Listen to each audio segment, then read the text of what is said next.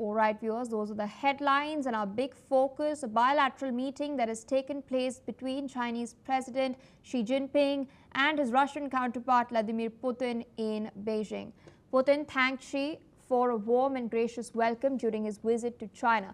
He's also addressed Xi Jinping as his dear friend, highlighting the close and personal diplomatic ties between the two leaders. Listen in to what the Russian president had to say. И вы только что сказали, что может быть и дождь, но я уверен, что это не омрачит нашего праздничного настроения, а китайские вооруженные силы с присущим им обычным блеском проведут это праздничное торжественное мероприятие. Наше тесное общение отражает стратегический характер российско-китайских связей, которые находятся на беспрецедентном высоком уровне. Это дорогой друг, и я, и вся российская делегация, мы рады новой встрече с нашими китайскими друзьями, коллегами. Meanwhile, both Xi and Putin criticized the West, with Xi Jinping denouncing what he called bullying behavior and Putin defending Russia's war in Ukraine. China and Russia continue to deepen military and trade ties under their no-limits partnership, raising concerns, raising eyebrows in particular in the West.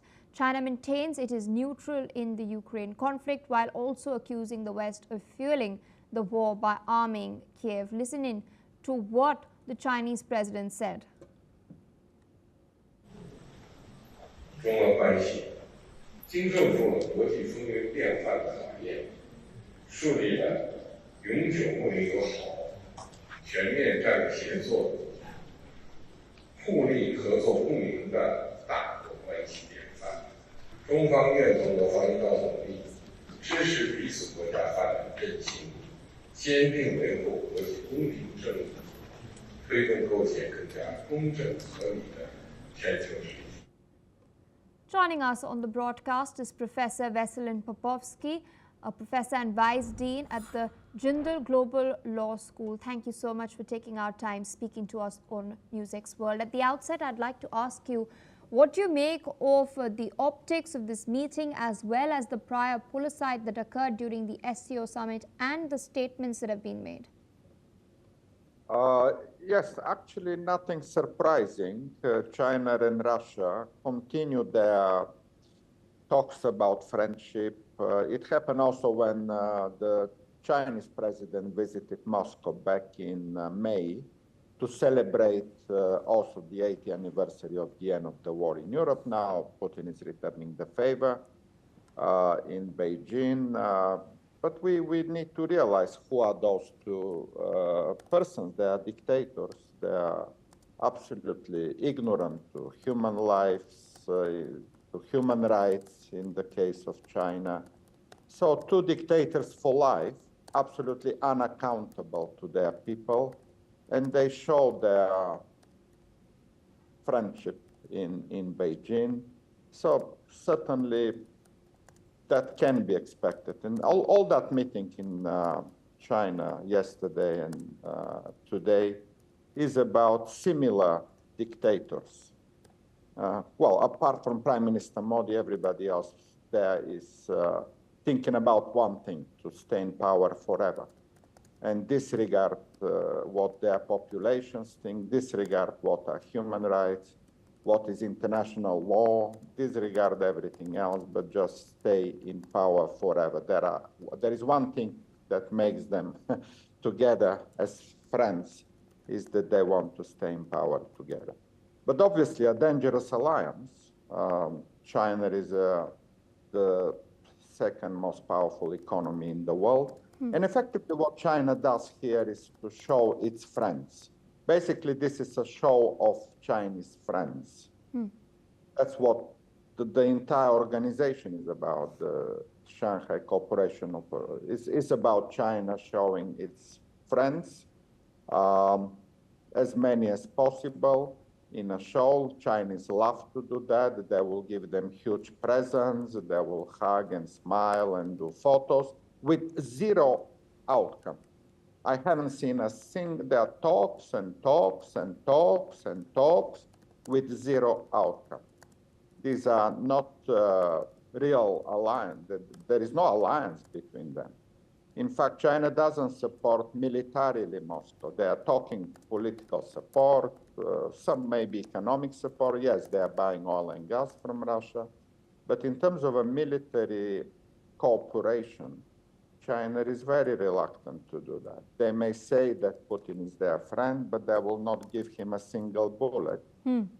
Although they will encourage North Korea and Iran to support Russia with military equipment and soldiers, as we will see that North Korea is also going there. But again, no surprise, who are North Koreans? The same dictators for life and violators of human rights and international law. Indeed, we'll get to North Korea a little later, but before that, I'd also like to ask you about the United States stance itself. Donald Trump has not been very subtle about his quest to secure the Nobel Peace Prize.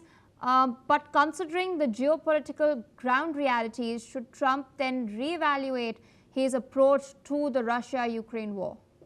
Well, hopefully. We expect this to happen for 8 months now, since the beginning of the year. Trump should reevaluate. It's high time. As incompetent as he is and his administration is, at some point they need to realize that going their way of condoning Russia doesn't bring anything, absolutely anything. The meeting in Alaska was useless, zero outcome. And now in China those days, everybody is ridiculing Donald Trump as well. So he achieves nothing, zero. He's, by the way, hated by those people in China, but also very much the Europeans, the Canadians, Australians, Japanese also know who is Donald Trump. He's nowhere. He really is the worst president ever. It is the disaster for the long-term American democracy here. It's somebody who is absolutely useless, impotent, incompetent to deliver anything, but in charge of the biggest economy in the world. So that's the paradox which we are going to face in the next 3 years, unfortunately. So obviously this summit in China is a very bad news for Donald Trump because they are laughing at him in China. They are laughing at him in Russia. They are laughing at him everywhere, including in India, including in Europe. So he's really a clown that delivers nothing. And all that talk about Nobel Peace Prize is another absolute nonsense. The administration did not deliver anything, you know. The India-Pakistan, they solved the issues between themselves. Armenia and Azerbaijan, even when they went to Washington to sign the deal, but they agree on this long time ago, even before Donald Trump was in power. Donald Trump cannot know where those countries are on the map of the world. He doesn't know anything about those conflicts he claimed to have solved. He doesn't know where is Armenia and where is Azerbaijan. His administration even doesn't know. He dismissed the think tanks in United States who could have told him where those countries are and what the conflicts are about. So it's absolutely parody of talking of solving conflicts by Donald. That's another big fantasy or big lie. All right, so I request you to stay on with us. We're tracking more news coming in from China. North